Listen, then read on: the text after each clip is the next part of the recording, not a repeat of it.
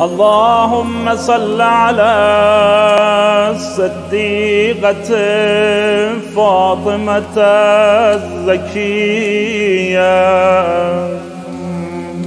حبيبة حبيبك ونبيك وأم أحبائك وأصفيائك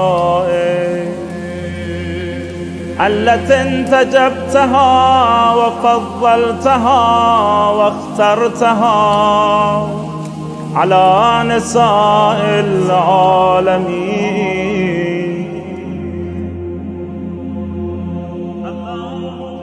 اللهم كن الطالب لها ممن ظلمها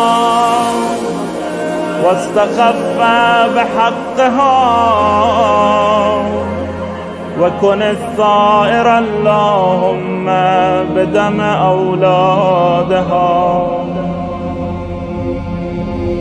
اللهم وكما جعلتها أم الأئمة الهدى وحليلة صاحب اللواء والكريمة عند الملأ الأعلى، فصل عليها وعلى أمها صلاة تكرم بها وجه محمد صلى الله عليه وآله، وتقر بها أعين ذريتها، وأبلغهم عني في هذه الساعة أفضل التحية والسلام.